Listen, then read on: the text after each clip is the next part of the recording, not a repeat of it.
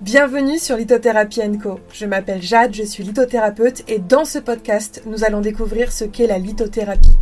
Si vous vous demandez ce qu'est la lithothérapie, ce qu'elle apporte et comment utiliser les pierres au quotidien, alors vous êtes au bon endroit.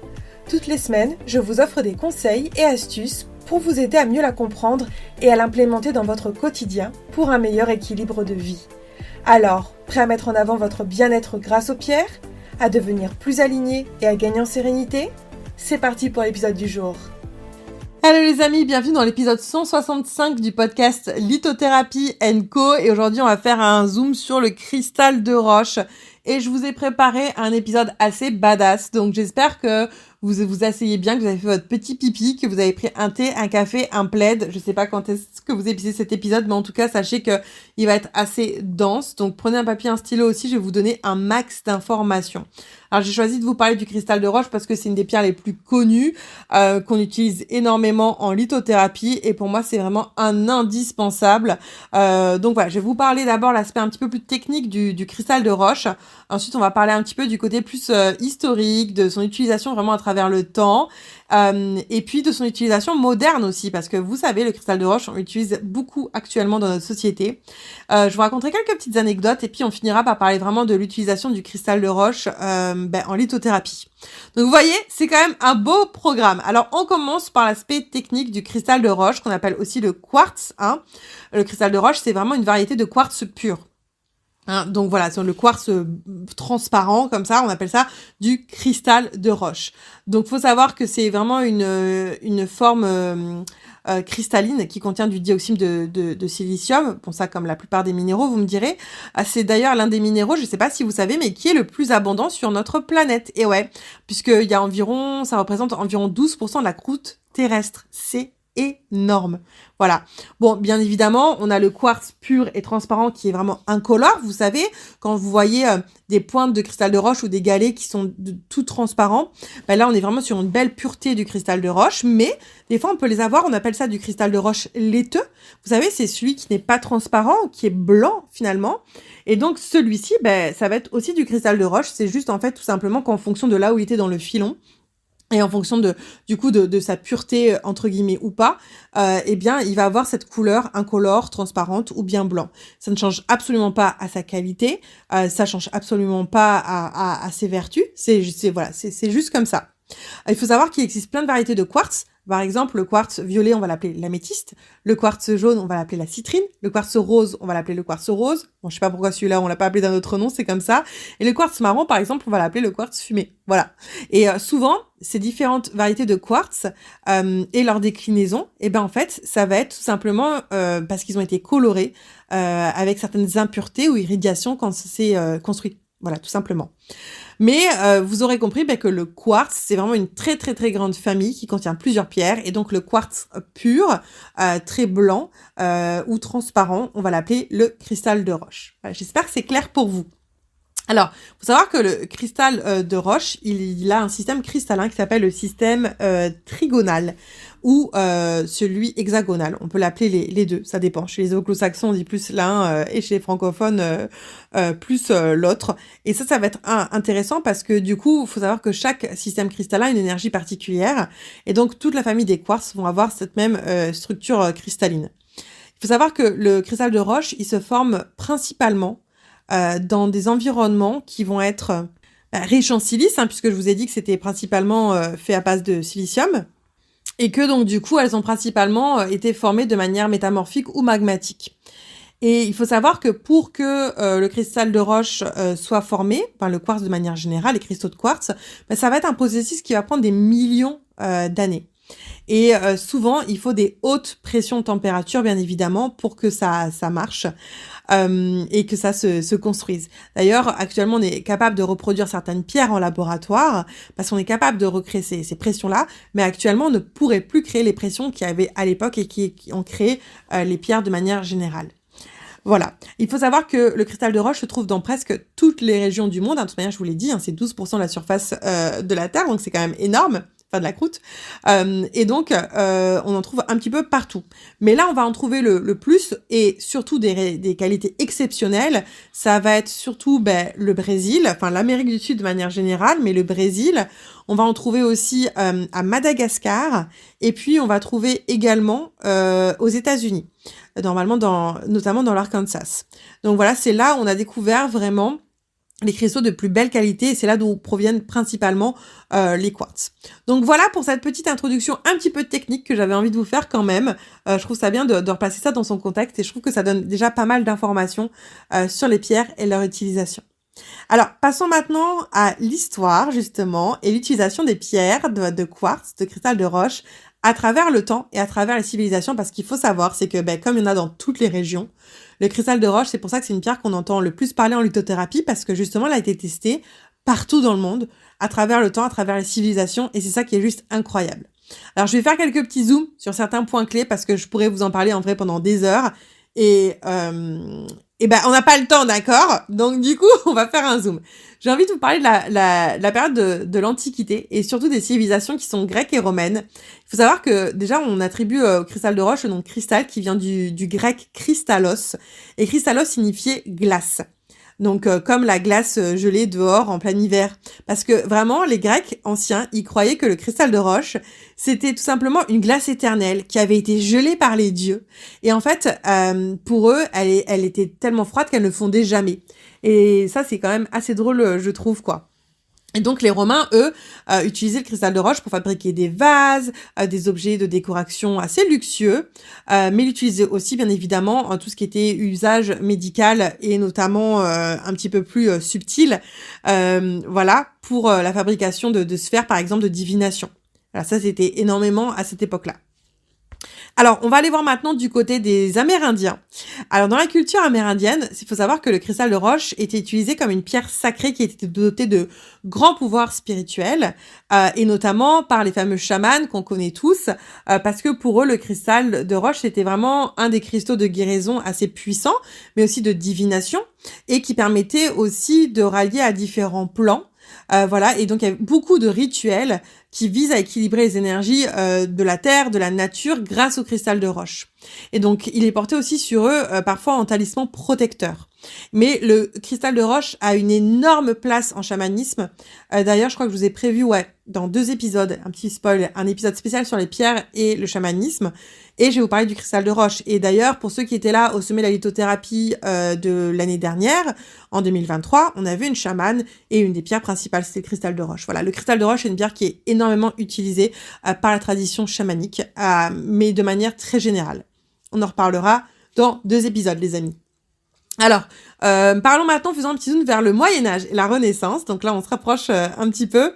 Il faut savoir que le cristal de roche était beaucoup utilisé, surtout en Europe, pour fabriquer les perles de chapelet. Et des amulettes. Ben oui, parce qu'il disait qu'en fait, ça avait la capacité d'éloigner les mauvais esprits. Et d'ailleurs, il y avait beaucoup d'alchimistes qui travaillaient avec le quartz, notamment avec d'autres pierres aussi, le soufre, l'émeraude, etc. Parce que pour eux, le quartz avait des propriétés qui étaient mystiques et donc ils l'utilisaient notamment pour essayer de créer la fameuse pierre philosophale. Voilà. Mais il faut savoir que à cette époque-là, déjà, le cristal de roche était utilisé comme lentille pour corriger la vision, bien avant l'invention des lunettes.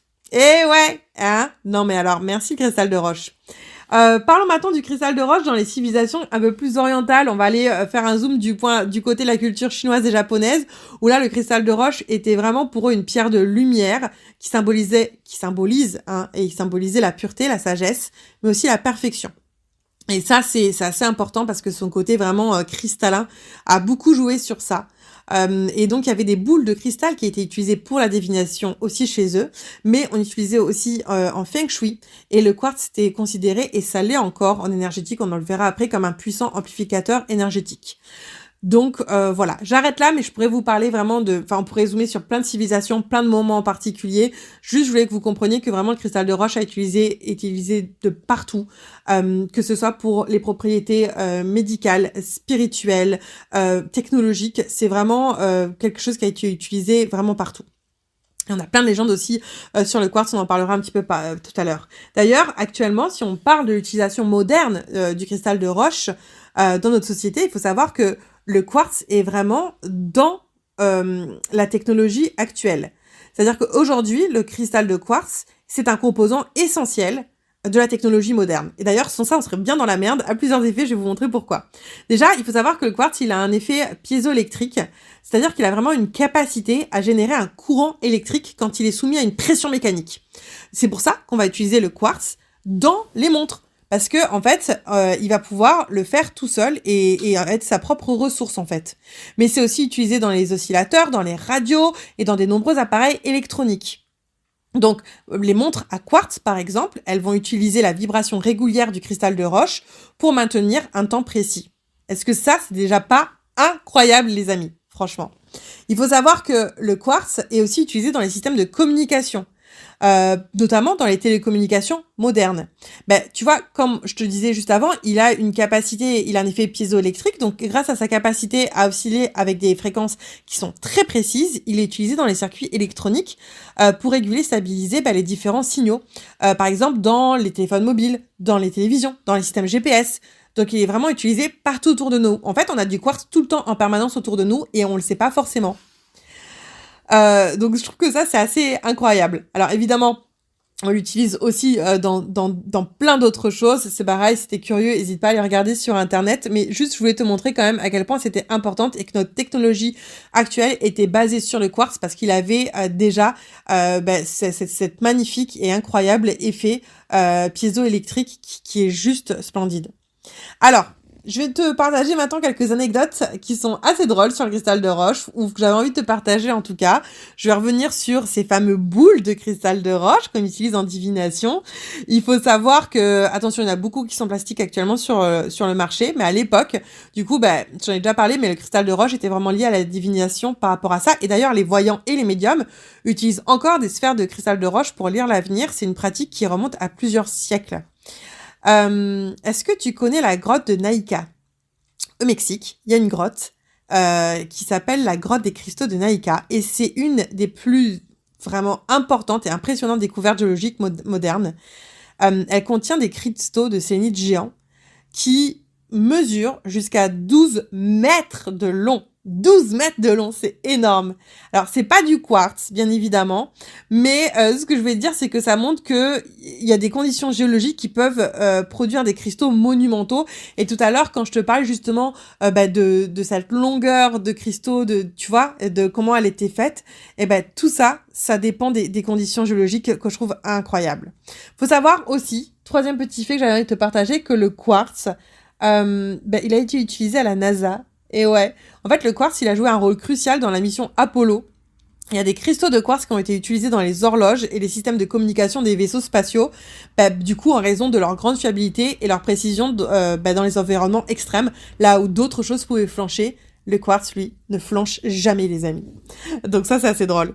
Et dernière petite anecdote que j'avais envie de te partager quand même, c'est sur les croisades. Durant les croisades, les chevaliers utilisaient le quartz pour magnifier la lumière du soleil et allumer des feux lorsqu'ils étaient en campagne militaire. Oui, je sais pas si tu vois, mais en fait, vu qu'elle est vraiment toute transparente, tu peux vraiment l'utiliser pour allumer un feu naturellement.